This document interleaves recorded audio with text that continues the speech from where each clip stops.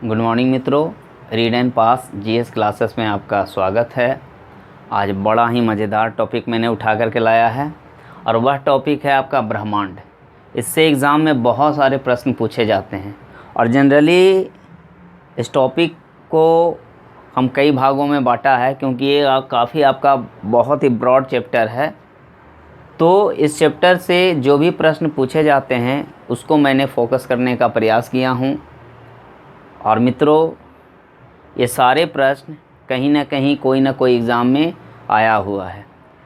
जैसे कुछ बच्चे का आप लोगों का सवाल है कि सर ये क्वेश्चन कहाँ पूछेगा, तो मैं बता दूं कि अगर आपको पता है कि भारत की राजधानी नई दिल्ली है तो ये ग्रुप डी का क्वेश्चन है।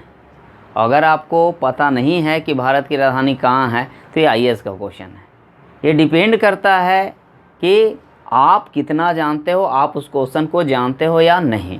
जीएस का कोई माँ बाप होता नहीं है, तो इसलिए आप समझने का प्रयास कीजिए कि जीएस को आपको हर हाल में डीपली पढ़ना ही होगा। तो मित्रों, आज हम लोग ब्रह्मांड चैप्टर पे चलेंगे। बस बिना समय गवाए हुए हम इस टॉपिक पर आएंगे। ब्रह्मांड, जिसका परिभाषा ही है कि इसका कोई आदि हो ना अंत हो, यानी धरती के ऊपर आकाश और उससे परे भी जिस चीज़ की हम कल्पना कर सकें वो सारा आपका ब्रह्मांड है। तो चलिए, इस चैप्टर से बहुत सारे प्रश्न को उठाया गया है और इस सवाल को हम लोग चुटकियों में सॉल्व करने का प्रयास करेंगे। बार बार इस वीडियो को आप देखें, बार बार सुनें, ताकि हर जो सवाल यहाँ पे लिखा गया है बार बार आपके दिमाग में जाए। तो पहला प्रश्न की हम बात करेंगे कि ब्रह्मांड की उत्पत्ति कब हुई। तो 15 अरब वर्ष पहले, यानी ब्रह्मांड का उत्पत्ति कब हुआ, तो 15 अरब वर्ष पहले, यानी 15 अरब वर्ष पहले ब्रह्मांड की उत्पत्ति हुई। दूसरा क्वेश्चन है, बिग बैंग सिद्धांत का प्रतिपादक कौन है। तो जॉर्ज लैम्तेरे, यानी ब्रह्मांड की उत्पत्ति में सर्वमान्य जो तथ्य है वो है बिग बैंग थ्योरी, और उसका जो प्रतिपादक कौन थे, जॉर्ज लैम्तेरे। तीसरा प्रश्न में चलते हैं कि विस्तृत ब्रह्मांड सिद्धांत कौन दिया। तो एडविन हब्बल। हब्बल ने कहा कि ब्रह्मांड धीरे धीरे फैल रहा है, यानी कहने का मतलब है कि हब्बल के अनुसार पूरा ब्रह्मांड जो है विस्तारित हो रहा है। इसके बाद जब आपका बिग बैंग थ्योरी नहीं था, या बिग बैंग थ्योरी नहीं हुआ था, या ब्रह्मांड का निर्माण नहीं हुआ था तब तो ब्रह्मांड में ना ही समय था, ना स्थान था, और ना ही आपका पदार्थ था। यानी बिग बैंग थ्योरी के बाद जो है आपका समय, स्थान तथा पदार्थ की उत्पत्ति हुई। नेक्स्ट प्रश्न पे आएंगे हम लोग, सौर मंडल का निर्माण कब हुआ। तो लगभग 4.5 अरब वर्ष पहले, यानी 4.5 अरब वर्ष पहले आपका सौर मंडल का निर्माण हुआ। ऐसे कहीं कहीं आपका 5 अरब वर्ष भी पहले देता है। इसके बाद खगोलीय दूरी की सबसे बड़ी इकाई है, यानी मापक, वो है पासक। हालांकि यहाँ पे दूरी का मापक हम लोग प्रकाश वर्ष से भी करते हैं, लेकिन प्रकाश वर्ष छोटी इकाई है और पासक जो है काफ़ी बड़ी इकाई को मापते हैं। यानी प्रकाश वर्ष का मतलब होता है एक साल में प्रकाश द्वारा तय की गई दूरी। इसके बाद एक पुस्तक है ब्रीफ हिस्ट्री ऑफ टाइम, जिसकी रचना आपको स्टीफन हॉकिंस ने किया है। आप जानते होंगे, काफ़ी आपका फेमस साइंटिस्ट हैं। A brief history of a brief history of time के लेखक कौन है, तो है आपके स्टीफन हॉकिंस। इसके बाद ब्रह्मांड में सर्वाधिक मात्रा में पाए जाने वाला पदार्थ है हाइड्रोजन एवं हीलियम। अगर आपसे पूछा जाए कि ब्रह्मांड में सबसे ज़्यादा कौन सा पदार्थ है, तो आपका उत्तर क्या होना चाहिए, हाइड्रोजन एवं हीलियम। इसके बाद सूर्य क्या है भाई, तो एक तारा है। सूर्य क्या है, एक तारा है। कैसा तारा है भाई, तो मध्यम क्रम का तारा है। पृथ्वी का सबसे नज़दीक का तारा है। और इस सूर्य का जो आपका कलर है वो आपका पीला है। सूर्य का कलर कैसा है, पीला। यानी तारा 3 प्रकार के होते हैं, एक नीला, एक पीला और एक लाल। तो हमारा जो सूर्य है, जो मध्यम आकार का तारा है, उसका कलर कैसा है, तो पीला है। आधुनिक खगोल शास्त्र का जनक कोपरनिकस को कहा जाता है। आधुनिक खगोल शास्त्र का जनक किसको कहा जाता है, कोपरनिकस को कहा जाता है। ब्रह्मांड अंततः ब्लैक होल में समाहित होकर नष्ट हो जाएगा, ये हब्बल का कहना है। पहले भी आपको बताएं कि एक न एक दिन तारे की मृत्यु होती है, और वो जब तारे की मृत्यु होती है तो ब्लैक होल में समाहित हो जाती है।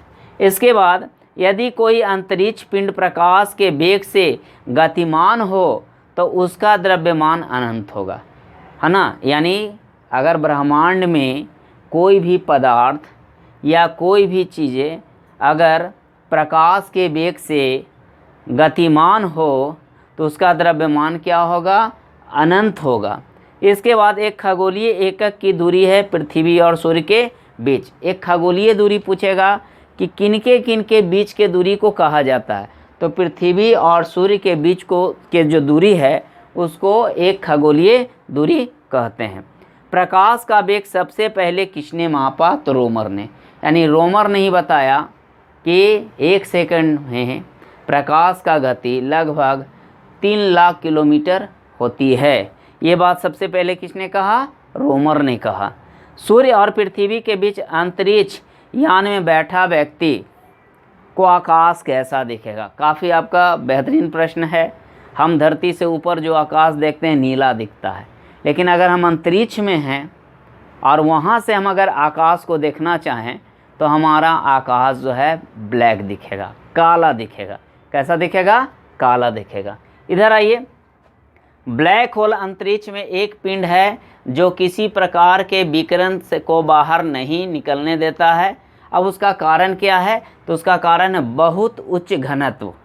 बहुत उच्च घनत्व के कारण ब्लैक होल से कोई भी प्रकाश बाहर नहीं आ पाता। यानी अगर आप ब्लैक होल में हैं और बड़ा बड़ा वेपर लाइट भी अगर जला दें तो आपको बाहर नहीं जाएगा, वो केंद्रित होकर के वहीं पे नष्ट हो जाएगा। इसका कारण है बहुत उच्च घनत्व के कारण। इसके बाद हमारा सौर मंडल किस आकाश गंगा में है, तो है मंदाकिनी। यानी हमारा जो सौर मंडल कहने का मतलब सूर्य और इसके अलावा आपका ग्रह उपग्रह ये सारे, इस सभी को मिलाकर के हम लोग सौर मंडल बोलते हैं। और सौर मंडल जिस आकाश गंगा में है उसको मंदाकिनी बोलते हैं, या उसको मिल्की वे भी बोलते हैं, है ना। मिल्की बोलिए या फिर मंदाकिनी बोलिए, सब एक ही है। मंदाकिनी की आयु लगभग 12 अरब वर्ष है। यानी मंदाकिनी की आयु कितनी होती है, 12 अरब वर्ष, जिसमें अरबों लाखों तारे आपके समाहित रहते हैं, मौजूद रहते हैं।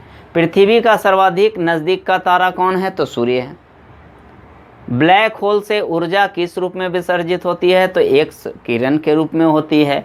हमारी आकाश गंगा के नज़दीक मंदाकिनी का नाम क्या है, तो एंड्रोमीडा है। यानी हमारे आकाश गंगा के बाद भी, क्योंकि आपको पहले भी मैंने बताया कि इस ब्रह्मांड में बहुत सारे आकाश गंगाएँ हैं, आगे हम इसकी चर्चा करेंगे। और अगर सबसे नज़दीक आकाश गंगा की बात करें तो वो है एंड्रोमीडा। इसके बाद ब्रह्मांड में मंदाकिनी की संख्या 1 अरब से अधिक है। यानी तारों की संख्या इतना ज़्यादा है मित्रों कि अगर आपका उम्र 100 वर्ष हो और आप जिस समय जन्म लेते हैं उस जन्म लेने के साथ ही आप तारा गिनना शुरू कर दीजिए, और अगर आप गिनते गिनते पूरा 100 वर्ष भी बिता देते हैं तब भी आप तारे को गिन नहीं पाइएगा। तो इसकी संख्या अनगिनत है, जिसको गिनना बहुत ही मुश्किल है। इसके बाद हमारा आकाश गंगा कैसा है, उसका आकार की बात करें तो सर्पिला का। कैसा है, सर्पिलाकार। आपको प्रश्न हमेशा पूछता है कि हमारी आकाश गंगा का आकार कैसा है, तो सर्पिलाकार है। आकाश में तारामंडल का संख्या 88 है। अगर आपसे पूछेगा कि आकाश में तारामंडल की संख्या कितना है, तो 88 है। VVI क्वेश्चन बहुत सारे एग्जाम में पूछते हैं। सबसे बड़ा तारामंडल सेंटोरस है, जिसमें लगभग 94 तारा है। यानी सबसे बड़ा तारामंडल सेंटोरस है, जिसमें 94 तारा है। ध्रुव तारा हमेशा आपको उत्तर की ओर दिखाई देता है। प्राचीन काल में जो अरबवासी थे, इसी तारा को देख कर के रात में व्यापार किया करता था, क्योंकि वहाँ पे दिन में बहुत ज़्यादा गर्मी पाया जाता था और दिन में गर्मी अधिक होने के कारण दिन में व्यापार करता नहीं था। रात होने पर वो दिशा के ज्ञान के लिए इसी तारा का उपयोग करता था, ध्रुव तारा को। ध्रुव तारा हमेशा उत्तर की ओर दिखता है। आकाश में पृथ्वी के चतुर्दिक नक्षत्र है 27। अगर बोले नक्षत्रों की संख्या कितना है तो 27 है। हमारी आकाशगंगा की परिक्रमा करने में सूर्य को 25 करोड़ वर्ष लगता है, यानी मिल्की वे, मंदाकिनी, जिसका एक चक्कर लगाने में सूर्य को लगभग 25 करोड़ वर्ष लगती है ना। यानी मित्रों याद रखिएगा कि हमारी आकाशगंगा को सूर्य को एक चक्कर लगाने में 25 करोड़ वर्ष लगता है। गैलेक्सी है, क्या है भाई गैलेक्सी? तो तारों का समूह है। गैलेक्सी क्या है? तो तारों का समूह है। खगोल विज्ञान का जन्मदाता माना जाता है बेबीलोन को। हाँ, बेबीलोन की सभ्यता प्राचीन काल से ही काफ़ी विकसित था और ये सभ्यता खगोल के क्षेत्र में अग्रणीय रहा। इसलिए कहा जाता है कि खगोल विज्ञान का जन्मदाता किसके माना जाता? तो बेबीलोन को माना जाता है। किसे माना जाता है? बेबीलोन को। सूर्य का सबसे निकटतम तारा जो है प्रॉक्सिमा सेंचुरी है, यानी सूर्य का सबसे नज़दीक का तारा कौन है? Proxima Centauri. सूर्य का सबसे नज़दीक का तारा कौन है? Proxima Centauri. कुल तारों की अगर संख्या की बात करें तो गैलेक्सी प्लस तारों को मिला दिया जाए तो लगभग 10 to the power 10 into 10 to the power 11 million आपके तारे हैं। तो मित्रों ये आपका काफ़ी महत्वपूर्ण चैप्टर है, इसको एक बार में सॉल्व करना बड़ा ही मुश्किल है। नेक्स्ट बार यानी नेक्स्ट भाग में हम लोग सौरमंडल की बात करेंगे, सूर्य से रिलेटेड पूरे सौरमंडल की बात करेंगे। आप इसे एक स्क्रीनशॉट खींच लें, एक स्क्रीनशॉट ले लें ताकि बार बार इसको आपको रिमाइंड करना हो।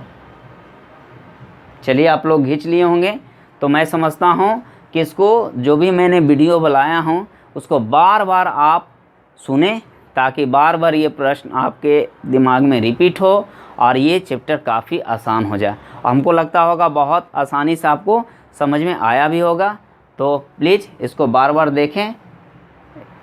ठीक है, कोई दिक्कत? Okay, thank you.